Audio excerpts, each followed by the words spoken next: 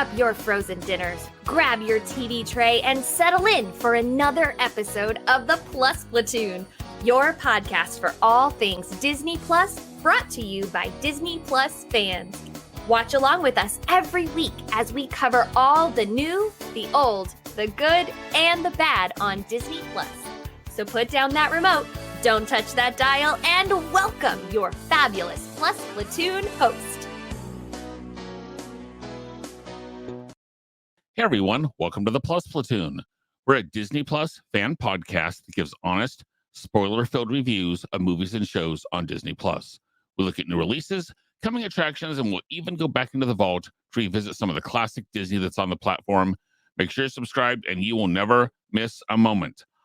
I'm going to bring in Kate and guest. Everybody, this is my fiance, Casey. Hi, everybody. Hi, fiance Casey. All right, yep. Next, we've got Peter. Pete. Hello. I'm here to talk about my second favorite superhero that shares my name. Say that one more time. Your favorite superhero that My what? second favorite superhero that shares my name. Peter Quill. Peter Quill. Oh, is Peter Parker your first one? Well, he would be. Yes, he would be number one. Is that the only other Peter? Wow, Kate. Wow. Well, no, is that the only other bless your Peter? heart. The only other Peter? And last but certainly not least, especially at this rate, we've got Steve. Hey, everyone. We're doing Guys, really if good.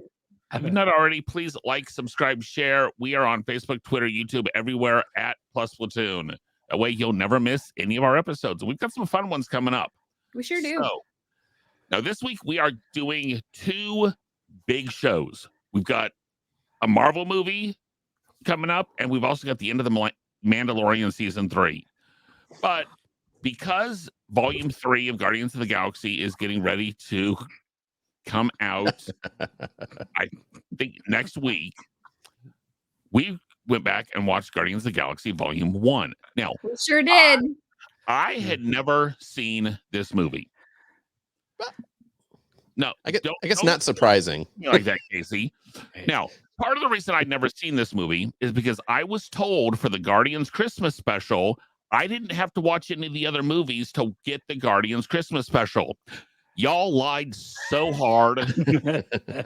Like, who's this? Who's this? I feel like the Guardians characters have just, especially for Casey and I, have just become so much of a part of who we are that it's like, Mantis? You don't know who Mantis? Everybody knows Mantis or Drax. All right, Drax. Rocket. So, all So right. should we explain why Casey is joining us? We should. Casey is very good friends, I believe, with Star-Lord, or was at one point. Yeah. Was at one point. It's actually how Kate and I met. We were spending time with Star-Lord and Baby Groot at Disney World. Yep, that's Okay. how we met. Don't see the hair on Star-Lord for you, because I can see Groot for him, but I'm not sure I see Star-Lord on yours. Must have had the I was mask. I was good. Dance off, bro. I got it. Nailed it. Anyway, so Pete, I'm going to start with you on this one. What about this movie has you hooked on a feeling? Wow, this movie hooked me from the trailers, I have to say. I remember when the trailers came out, and Hooked on a Feeling was the first trailer. They used Spirit in the Sky for the second trailer, and then they used the Runaways Cherry Bomb for the third trailer. And at the time, now all movies do it, it seems like, or all, space movies do this where they set everything to rock and roll music. But at the time when this movie came out, it was pretty unusual. And a lot of these songs are kind of deep cuts. Some of them were well known, but not all of them. Yeah. What? I said some of them are deep cuts, some of them not all that deep of a cut. Right. Yeah. Some of them are well-known songs, but some of them were not super famous songs at the time. So I was in on this movie right from the beginning, and it's a movie that I can watch anytime. It's definitely in my top 3 Marvel movies, probably 2. Wow, really? Yeah, I love the humor in this movie, just hits me just right. I really actually just James Gunn in general, most of his stuff I really enjoy.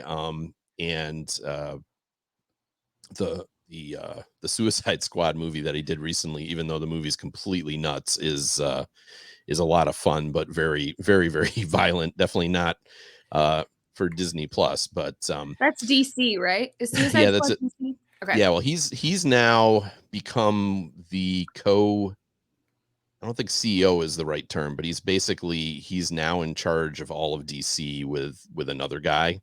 Wow. So Guardians 3 is like the last thing he's doing for Marvel.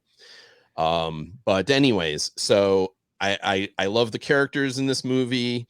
I love the tone of the humor. I think the action set pieces go down really, really well.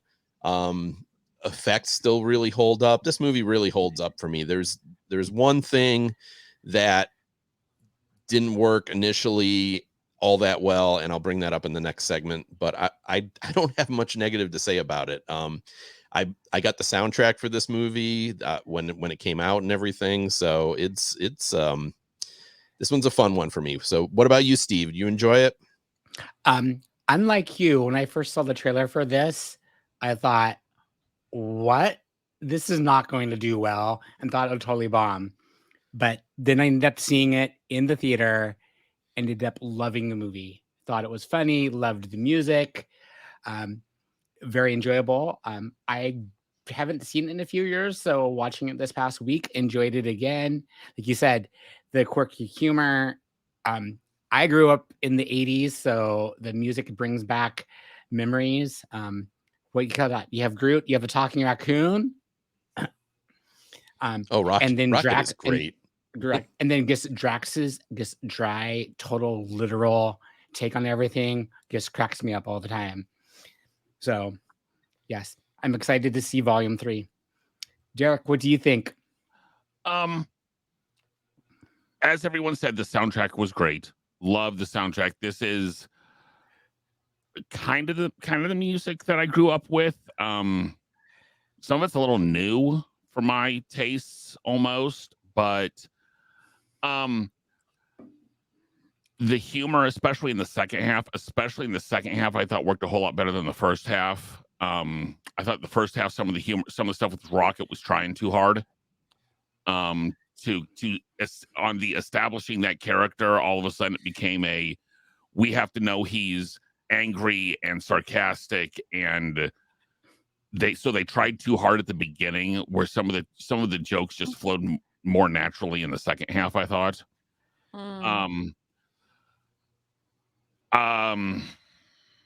Usually love a lot of the stuff Chris Pratt is in. Jurassic World being the exception, except that wasn't Chris Pratt, was it? Yeah, that was Chris Pratt. Yeah. So, yeah. Kate, how about you? Oh, I'm going to divert to Casey first. So, this I was thinking about this when you were bringing it up. This was the first movie soundtrack that I bought when it first came out, that I bought in years prior to that. So I bought the whole soundtrack. Guardians 2, I was right on board with that as well too. I think you're right. I think it captured such a great kind of like played on that nostalgia in that era of this guy, this weird Earth guy, and I think it played along so well in informing who this character is as well too. So tying that little heartstrings moment at the top with his, him and his mom, and this being the thing that keeps him, his humanity as a guy from Earth, a guy from Missouri. I thought it was, I'm with you though, as well, Derek. I think there were times at the beginning where it was trying to find its legs as far as humor goes. This was the first movie of its kind of type in the MCU. Everything else was like Thor, Captain America. We've got our main, Avengers that we're going to be building up to this, and then we throw the Guardians in. This felt like it wanted to be what Ant-Man was. Yes. Yeah. This to me is like, when I heard Guardians and just kind of saw the trailer, I was like, this is going to be very Deadpool-esque. This is going to be very kind of throwing the curveball in what we've established already. So I was already on board. I love those kind of movies with a little bit more camp in it. And I thought this captured the essence of these kind of ragtag group of people that aren't heroes and kind of establishing and bringing them up to be heroes. And I love movies like that. He The does. kind of underdogs, the people that aren't, Captain America is also near and dear to my heart as well too. But we know from day one, like, this guy's here, he's a hero, he's going to save the day. His journey as far as a character goes is pretty, he starts off so high, but you get someone like Peter Quill or someone like Rocket that start off such like a low as far as integrity goes. Is that a short joke, Casey? Yes, it is. Yes, it is. No, y'all make really good points. And I while watching this movie, I realized that I kept getting parts of it mixed up with Guardians 2, because I think I enjoyed Guardians 2 more than I enjoyed Guardians 1. So I kept like thinking, oh man, when does Mantis show up? Oh, Mantis doesn't come until 2. Oh man. Like, I expected there to be a little bit more of Nebula.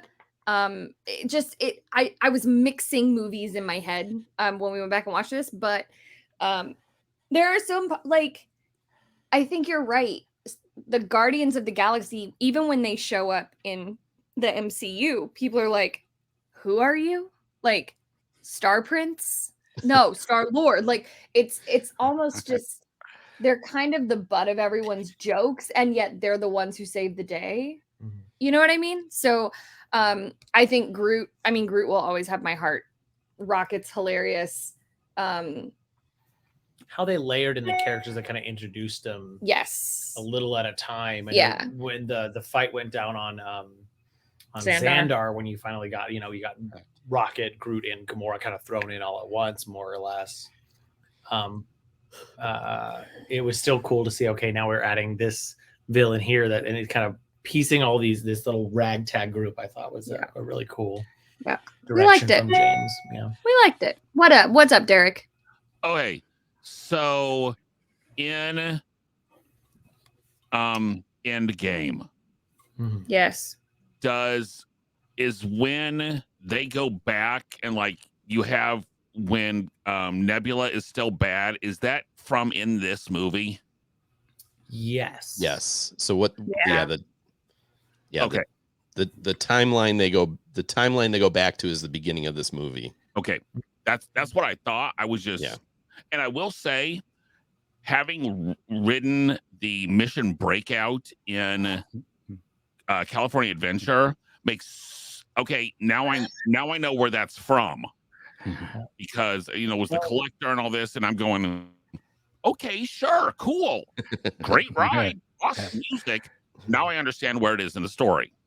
Right. So, okay.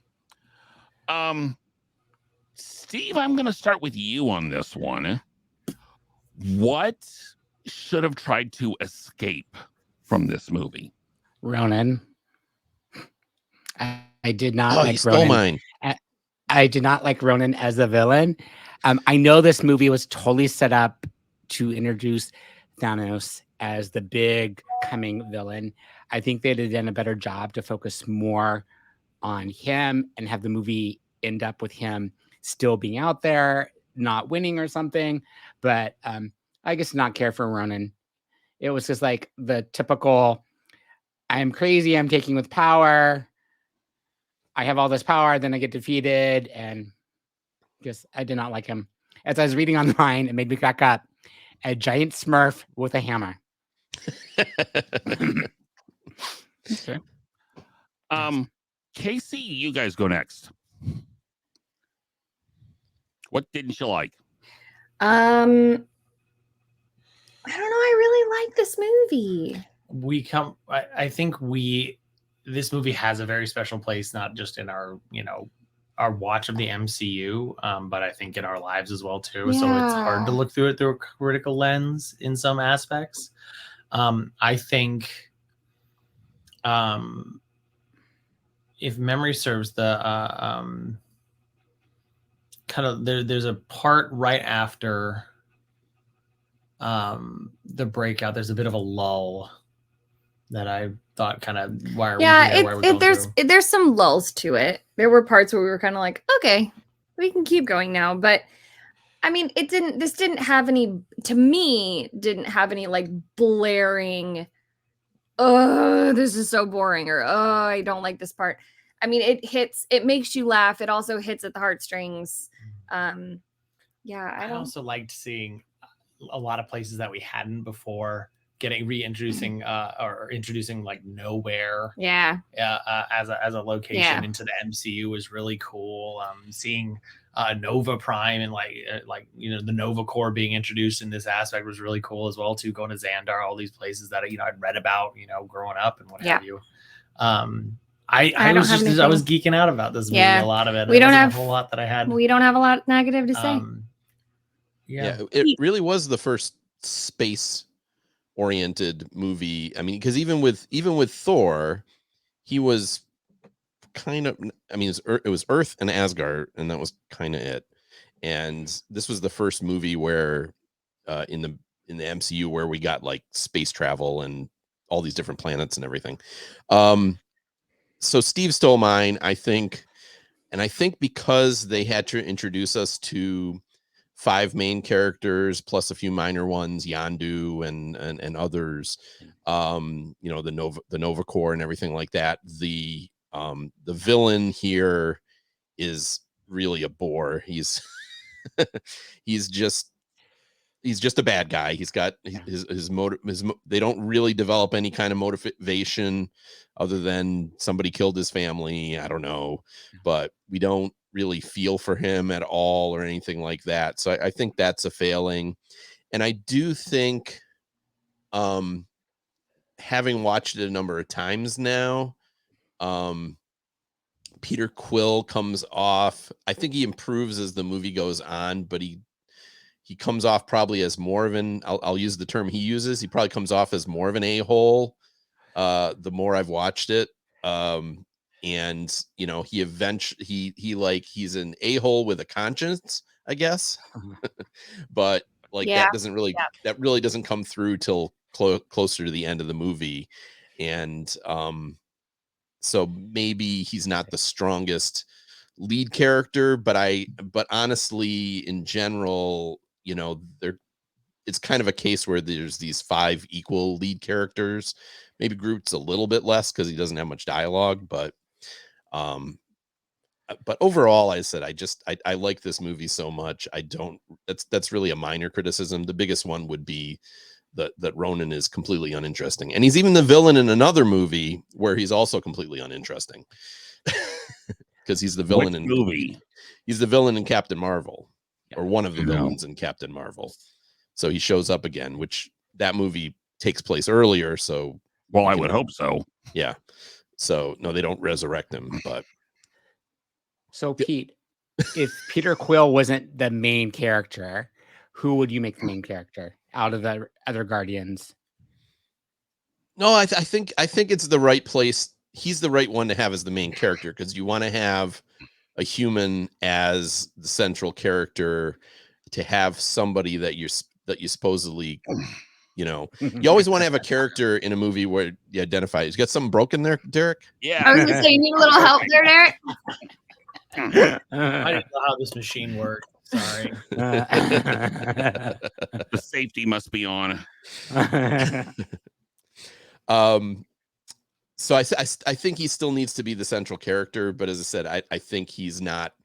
I think he's not necessarily the strongest or the most interesting character of the group, even though they do give him a good story, kind of, with the loss of his mother. But even that isn't really developed. Like they kind of gloss over until the second movie his whole relationship with Yondu for the most part in this. You know what I mean? I know we're getting ahead of this movie, but in the second movie they get more involved with how Yondu raised him, and in this movie it just seems like he hates Yondu. So I don't know, but no, I this, as I said, not much wrong with this movie. What, Derek? You clearly have some things wrong with it, so go for it. Yeah. First, like it or not, if you want a stereotypical Marvel movie, this is a stereotypical Marvel movie. I'm still at some point going to come up with a Marvel movie bingo card, For example, the free space in the middle will be parental issues. One or both parents are gone. Yeah. Okay, but couldn't we say that about any Disney movie? Just about any Disney movie? Yes. Oh, Just daddy saying. daddy issues is a big thing in Marvel. Yeah. A Huge. little bit of mommy issues, but a lot of daddy issues. Another big issue I have, and I looked this up, 90% of this movie is CGI. Oh, I'm sure. Yeah. 2,750 shots of the movie involve CGI.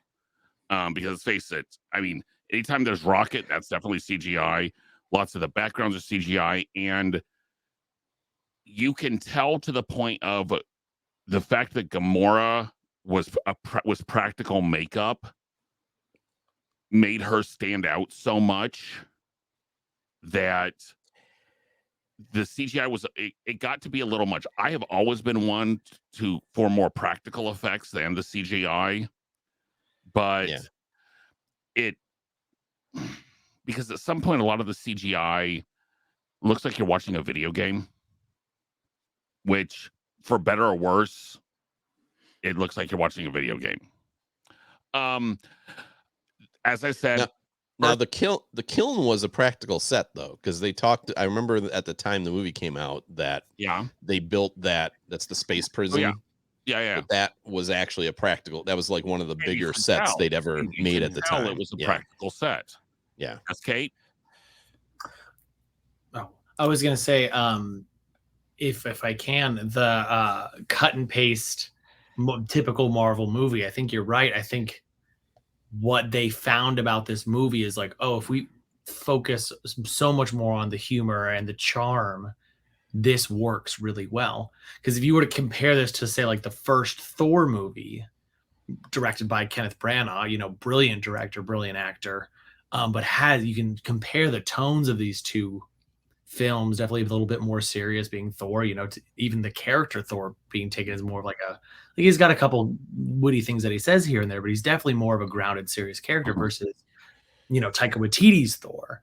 And I think what they saw with James Gunn in this movie is we can be really silly and have some really great moments of levity.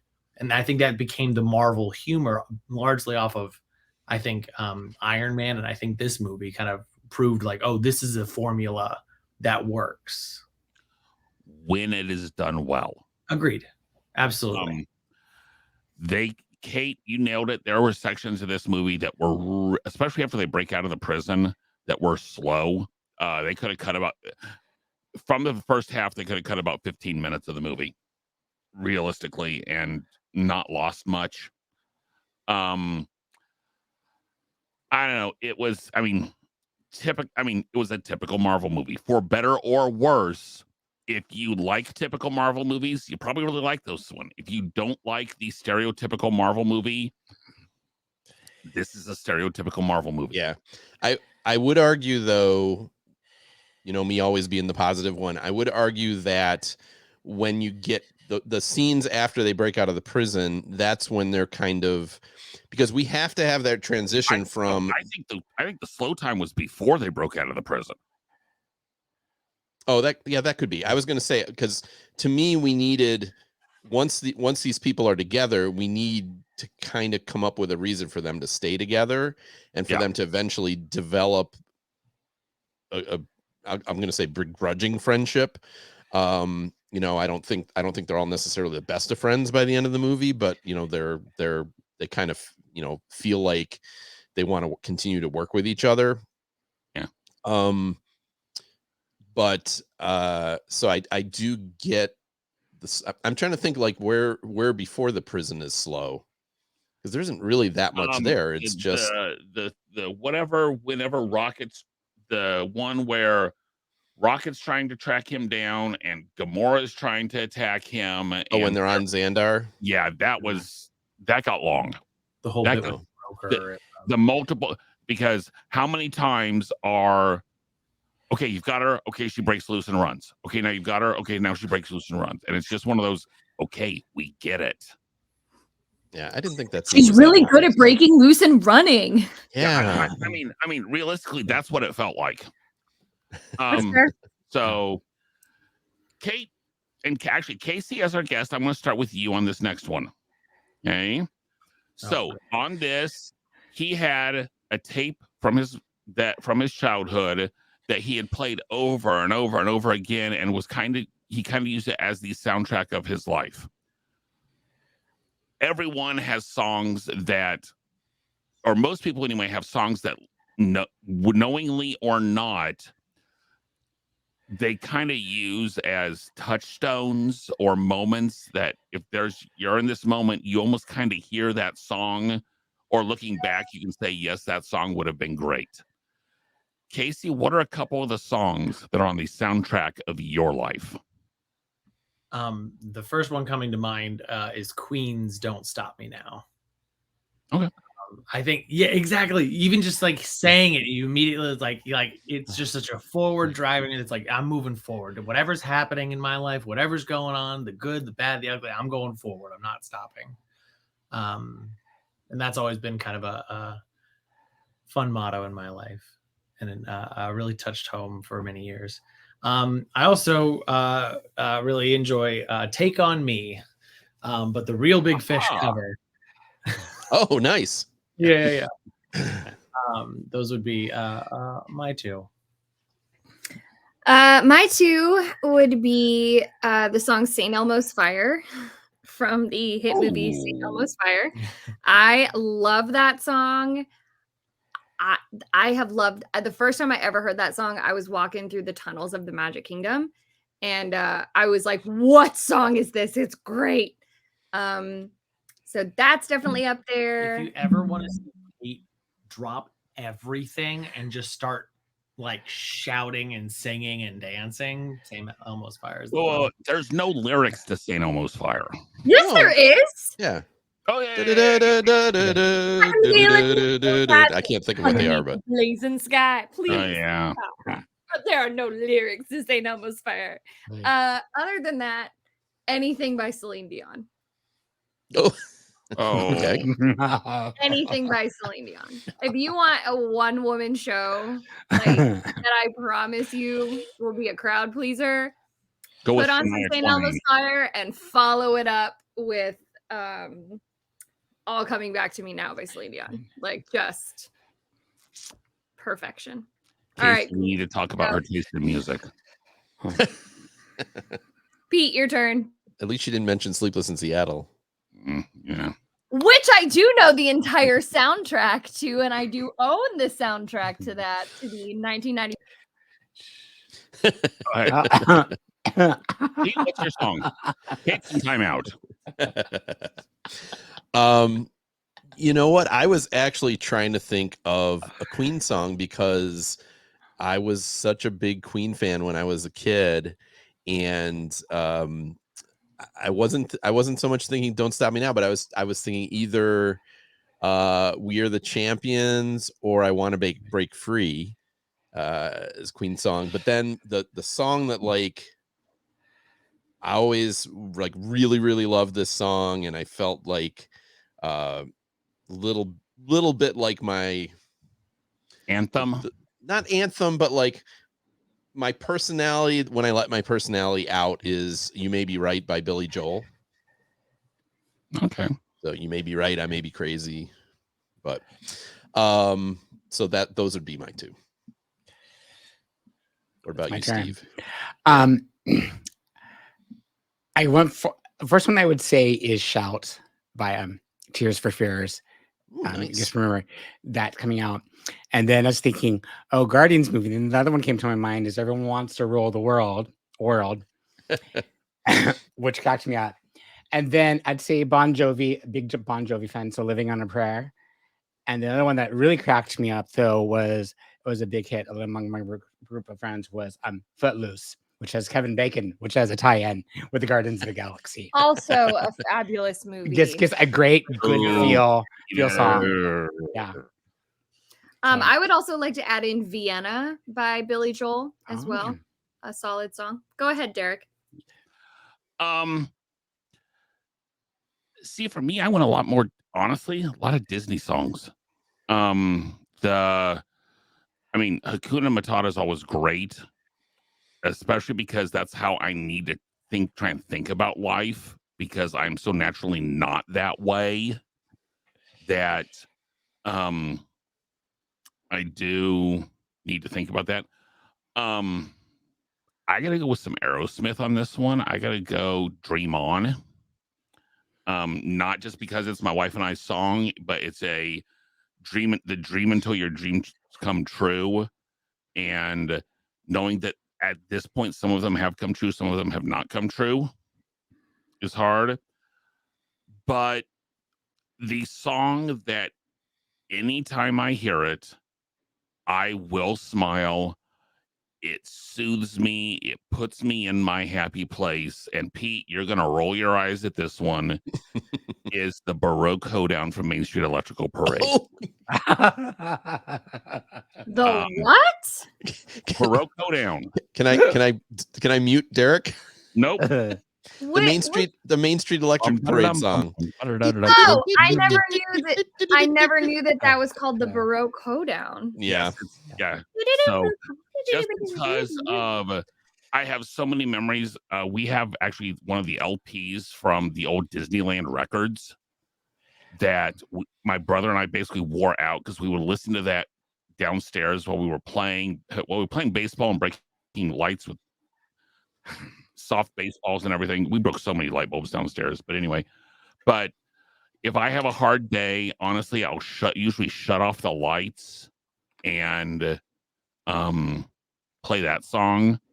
One more that just popped in my head though is going to say Go the Distance from Hercules, because even when stuff is not going well, I know there's a target out there. And I know that there's some place that it's one of those almost the remember who you are. It's think about what you could do and what needs to happen to go for it.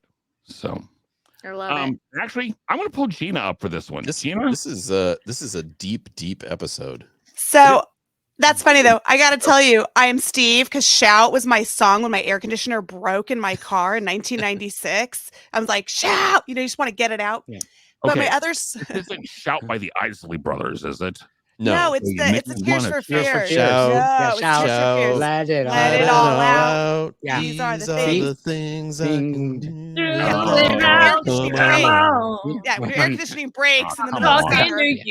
Come on. It's like, come on, AC. Okay, the other song though is from Tragic Kingdom because I'm from Orange County, and Gwen Stefani, when she sang I'm Just a Girl, and when she came to our concerts here and she would say, I'm just a girl from Orange County. That's me. I'm just a girl, and that was a big one. No doubt. I'm just a girl from Orange County. So Shout, Tears for Fears, and no doubt I'm just a girl. So you guys triggered something with me that I wouldn't say anymore, but back in college and just slightly beyond, like if like a test went really bad or anything like that, I would go to I Don't Care Anymore by Phil Collins. Yeah. And that's then that's the Genesis song, Superman, Where Are You Now? Like that whole thing. Oh gosh, forget it. Okay. So I'm pretty low. Right. Pretty okay. So as we always do on this show, we are going to do Pixie Dust ratings. And Gina, I'm going to include you on this one as we're going around. Okay. Casey, I'm going to start with you on this one. Give Guardians of the Galaxy Volume 1 a rating out of 5 possible cups of pixie dust. 4. Okay. Because I think it has room for improvement. I think it walked so Guardians 2 could run. Oh, yes. So I think there's room for improvement, but I think it definitely set up a lot of really great things. So Guardians 2 could run. I will also give it a 4. So I think I probably previewed this by saying it's my second favorite Marvel movie. I'm giving it a 5. I don't actually like Guardians 2 as much because I think they work the best when they're all together, and a good portion of Guardians 2, they split them into 3 groups. And I don't like that part, like the beginning and the ending of two are really great, and the middle kind of bogs down a little. But how do you split 5 people into 3 groups? Groot go 2, 2, 1. Well, they send Groot and Rocket with the Ravengers, and then they send Peter and maybe it's 2 groups then. But then Gamora and Nebula kind of go off and do their own thing. Yeah, it's to set up for Infinity War. Yeah, because you get Nebula added in there, so there's kind of 6. Okay, fair enough. Yeah, Steve, and I give it a 4. I mean, considering I did not like the preview at all, it blew my expectations, and I guess when I watched it again, I enjoyed it as chuckling and laughing. So I give it a strong 4. I'm 3.5, but the ride Mission Breakout makes it it was a 3, but Mission Breakout brings it up. So actually, I want to mention one thing before Derek goes. If you want to get my sense of humor, that the scene near the end where they're fighting in Ronan's ship, and like all these extra guys come out, and then Groot spears them, and he's like thrashing them back at there's 30 seconds of him just beating the crap out of guys, and then like he's done, and he looks at Peter and goes, just that moment where Groot puts that smile on cracked me up. So that is exactly my humor. So sorry, Derek. Go.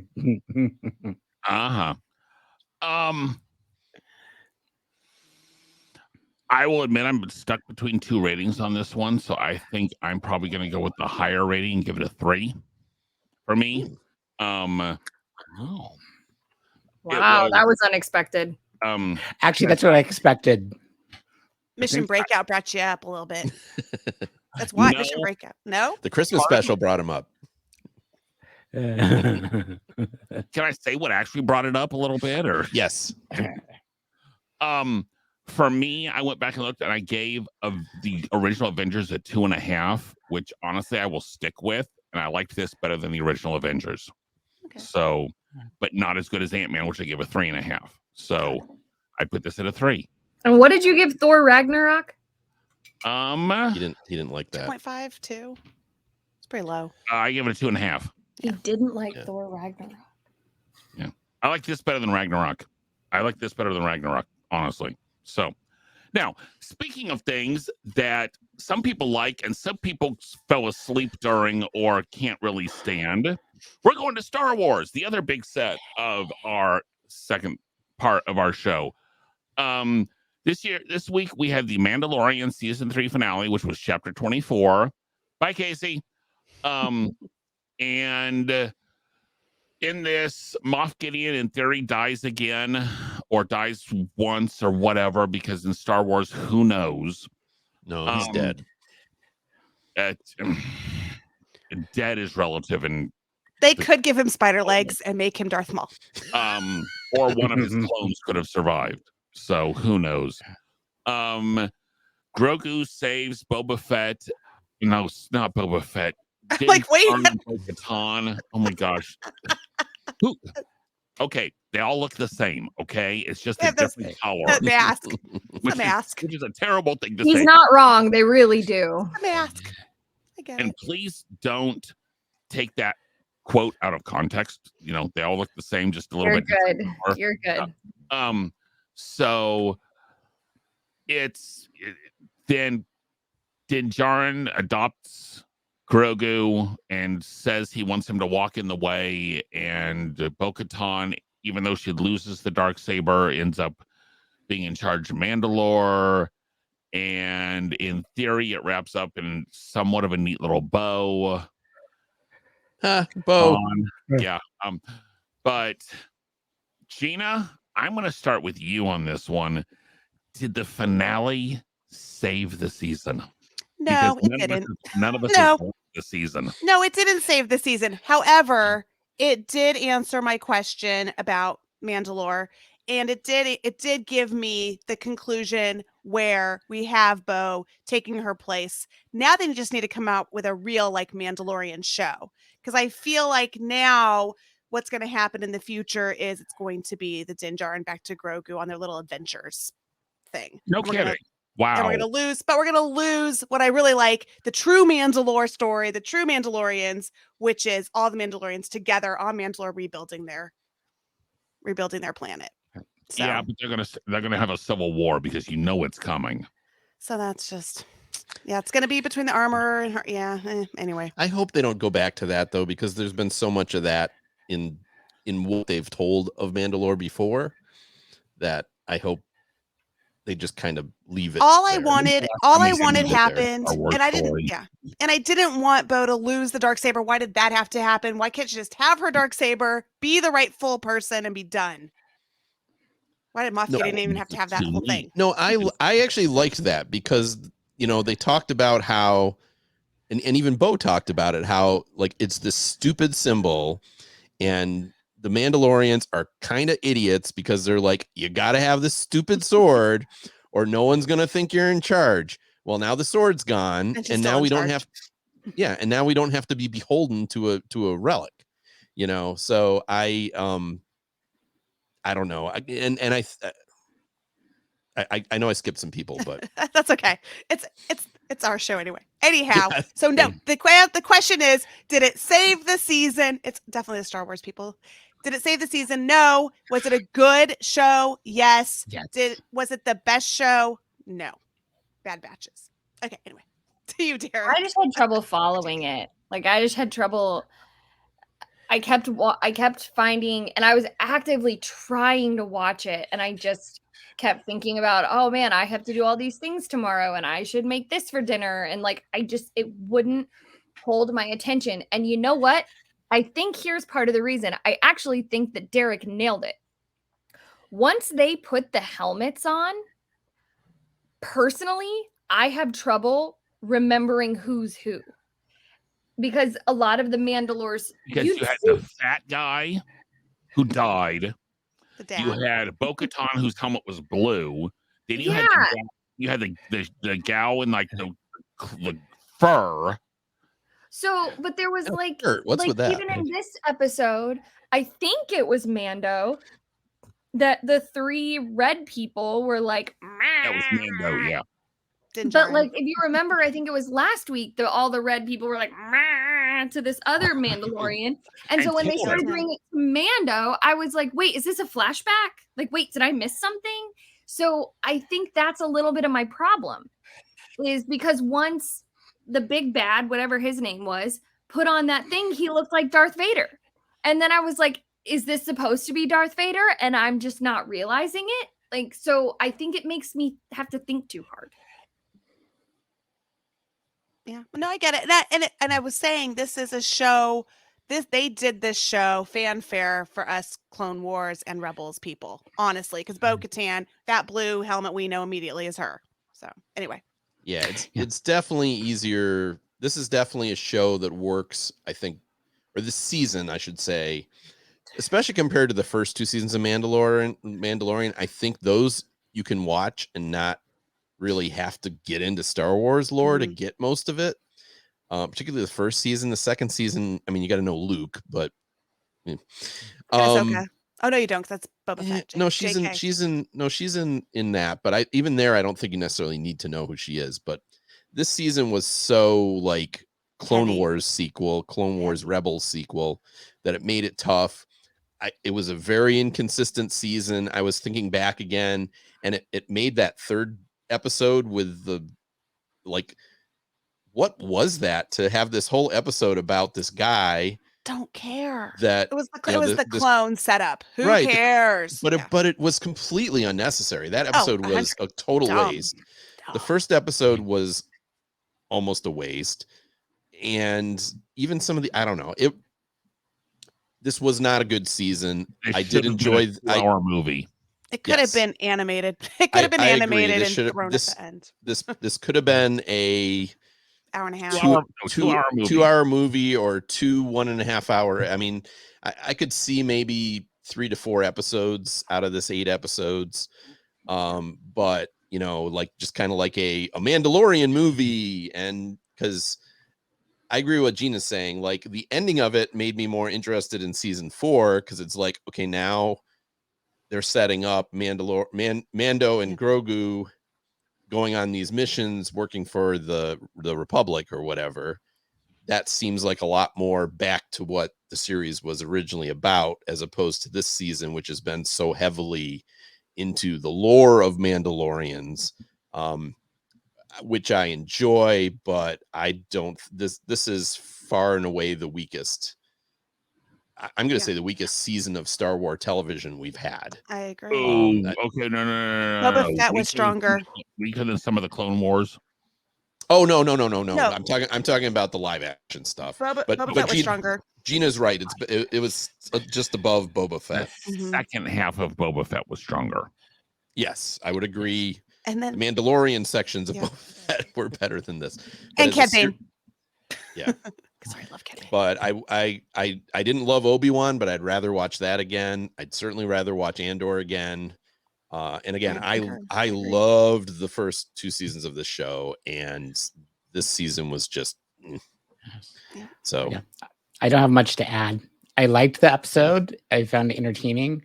I was expecting some sort of big announcement or something reveal, which never really came. Like, I was so sure Grogu was going to say his first words, and then nothing. Me too. Yeah.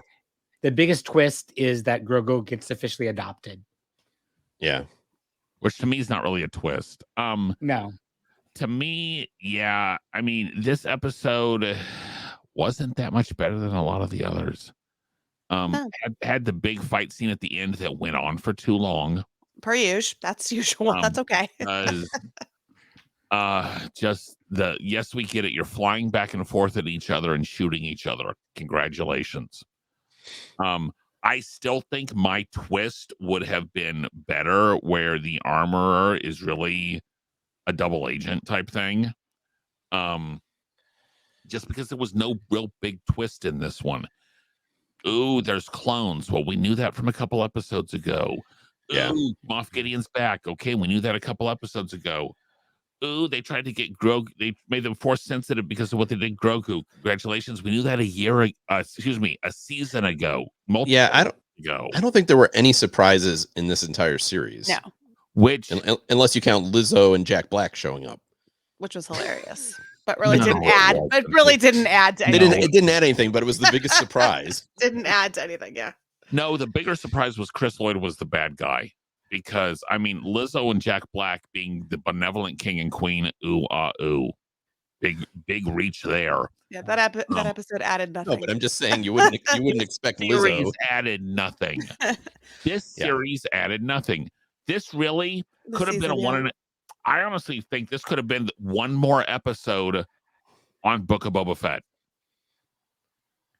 This could have been one episode of, oh my gosh, Moff Gideon's still alive, and now we have to go defeat him. And Bo-Katan gets a Darksaber back.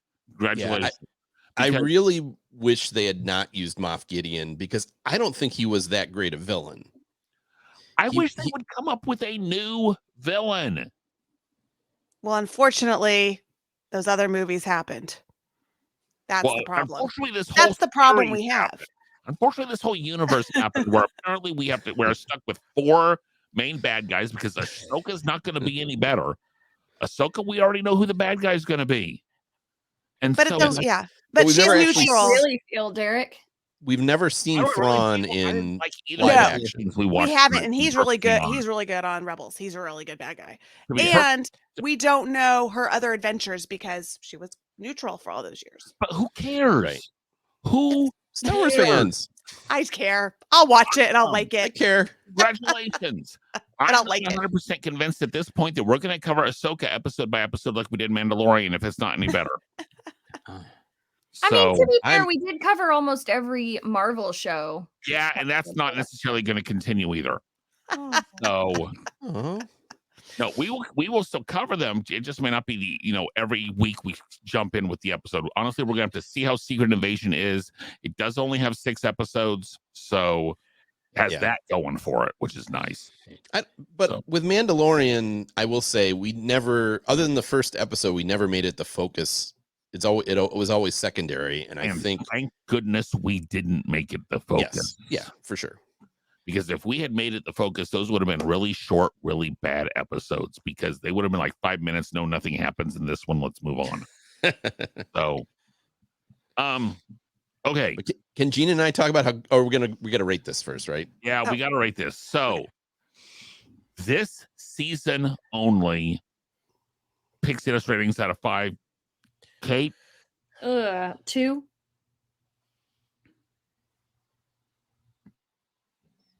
Yeah, I'm gonna give it a 2.5.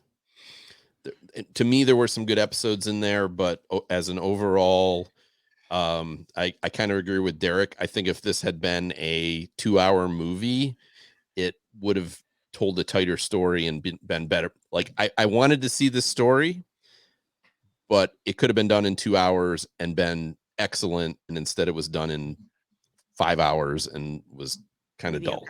Mediocre. Steve? 2.5. Like I said, there's some good episodes, some 2.5. Yes, I'm also 2.5, and I'm so disappointed. I do love Katie Sackhoff. Don't get me wrong. Love you, Katie Sackhoff. Love Bo-Katan. Just want to make sure. I'm going to go with 2. And I would argue that very few of the Marvel and Star Wars series that we have watched would not have been better with some editing. Oh, definitely. I agree. So a lot of them are definitely feel like they're telling movie stories over a 5-hour way too period. long. So they're doing this to make them The like only, all of them have some filler. Yes. Yeah. only one that I might argue the other way, and I didn't like the series, and the episodes could have been shorter, but I understand why they did it, would have been Loki. Because him going to the different time zone Every episode, times, Yeah. but those episodes could have been shorter. Mm-hmm. A lot of them could have been agree, shorter. yeah. So, okay, Pete, Gina, I promised you Bad Batch season 2. 2 minutes. 2 minutes. Yeah, apparently someone dies and we care and we're sad. Go, Gina. Okay, 2 minutes. This is probably one of the best animated series that Star Wars has come out with because are we grading on a massive curve there then? this is a really good animated series. Like Rebels is above it, and then it's Bad Batch, in my opinion, because this covers everything we wanted to know about the clones. It has Captain Rex in there. It has all of the 99 clones. Yes, someone does die. Possibly he could get spider legs. If you watch Clone Wars and Darth Maul, you know. And it's just what I really liked was how they had the full arc. They had the full story. It came full circle. They wasted a little bit of time, but not really. You know who the big bad is. So you know who not to trust. Sid. She's she double crossed him. No. Sid is in Toy Story. I refuse to use the same names. We can't use the same names. Her name is Sid, and she double crossed him. But she's not the big bad. The big bad is that doctor dude. Oh, the doctor dude. But I think she's pretty bad because she double crossed him and sent them to the doctor. Yeah. Yeah, the clone. The guy who killed the Kaminoans. I would say the early part of the season I was kind of meh on because it was this show does suffer from Clone Wars-itis a little bit in that they have these sidetrack episodes and you're like, why are we seeing this? But in the end, it kind of all made sense. I did the last like 4 or 5 episodes. It brought what I like about this is it's showing us a time period we haven't seen it in the immediate aftermath of the Empire taking over and how it affects the clones and how we went from the clones being the army to an army of recruited soldiers and why the Empire is dismissing the clones and everything like that.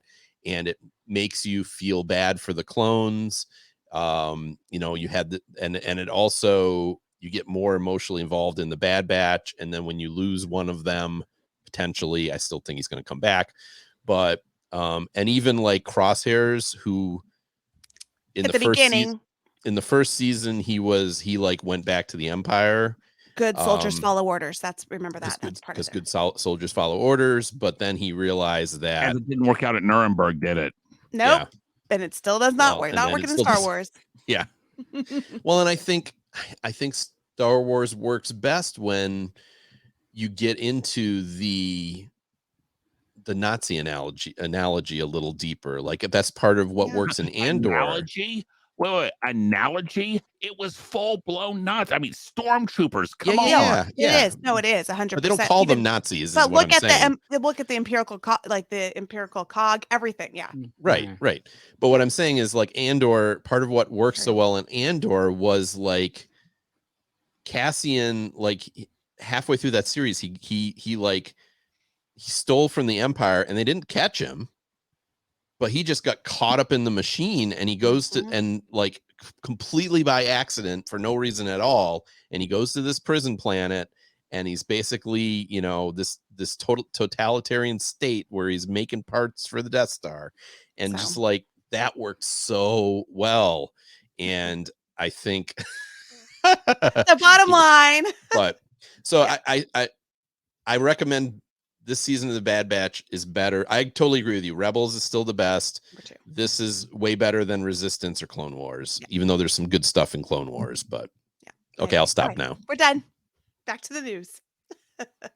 Okay, if anyone is still with us, hey, what do we have for Disney Plus news? We do have just a little bit on the Disney Plus news. First of all, the National Treasure series has been canceled after one season. Did anyone watch that and like it? I enjoyed it. I liked it. I didn't watch it, but I enjoyed it. And last but certainly not least, many of the Sony Spider-Man movies are now on Disney Plus, with Homecoming joining the service on May 12th. And that's it, my friends. No Way Home yet is on there. Not yet on there. And there's no release date yet for it. But yeah, I don't think that'll be on for a while. Okay. Casey and I will have to find a way to watch it. Yeah. I'm sure. I'm guessing Amazon has it at least available for rent. So yeah. Okay. Next week, as part of the direct to Disney Plus, because let's face it, guys, direct to Disney Plus is the new direct to video for Disney. Totally. Which tells me they know the quality of this is not the best. Peter Pan and Wendy. Jude Law is Captain Hook. It is a reimagined updating of the tale. We'll see how things go. I'm giving it a chance. There's been about two. So the original animated movie, while very entertaining, definitely has its problems. Definitely. When you watch it 60, 70 years later. Yes. However, if I feel like this movie's been remade like 50 times and it's never been done well. Hook. I liked Hook. I don't like Hook either. Okay, so I was a kid though. Yeah. So I don't know. As I said, there's room for a better movie than the animated Peter Pan. Like you're not taking to me, you're not taking a movie like Beauty and the Beast, which is almost perfect, and trying to make that again, you know, or The Lion King. And you're taking a movie that has flaws and you're trying to make it better. Will they succeed? Probably not. Probably not. And I will say, guys, this is probably the last of the remake direct-to-video movies that we will be watching. Next time after this, we will be basically requiring people to watch it and like it. At least one person like it in order for us to watch it. I will say, looking at some of the trailers and stuff, it's going to focus a lot more on Wendy and her experiences as things go. Not nearly as much as Michael and John, and even not necessarily as much as Peter, because you could see where it could have been told through the eyes of Wendy, but it wasn't focused on in the animated, and it wasn't focused on in the original stage play. No. But yeah, we'll see. I mean, I'm looking forward to this about 10 times more than I was Pinocchio. I'll say that. Oh. But that's a super low bar. Pinocchio was so bad. That was the worst. Yeah. Can Nana be like not a CGI? CGI dog. Let's cross our fingers. We can hope. I'm not holding out a lot of hope for Jude Law as Captain Hook either. Yeah. So, guys, if you have suggestions for us, we do have some spots available in our June and especially in our July schedules. If you have suggestions for us, please email us at plusplatoon@gmail.com. As I said before, we are on Facebook, Twitter, Instagram, everywhere, YouTube at plusplatoon. New episodes come out every Thursday on all major podcasting networks, as well as YouTube. For Peter, Gina, Kate, and Steve, I want to say thank you for everyone listening, and we will see everyone next week. Bye, guys. Night. Hey. Thanks for watching this week's episode of the Plus Platoon. Be sure to subscribe to the Plus Platoon podcast to keep getting great content each week. Then head over to Apple Podcasts and leave those 5-star reviews, as they help make the Plus Platoon visible to even more Disney Plus fans. Also, go to YouTube and like and subscribe to the Plus Platoon channel, where you can watch all future episodes live. If you have a question for the Plus Platoon, please send us an email to plusplatoon@gmail.com or connect with us on Facebook, Twitter, or Instagram at plusplatoon. The Plus Platoon is a Disney Plus fan podcast and is not affiliated with the Walt Disney Company or the Disney Plus streaming service. All opinions expressed on the show are solely those of the individual hosts and in no way reflect the views of the Walt Disney Company. Thanks for watching, and be sure to stay tuned for next week's episode, because the Plus Platoon is to be continued.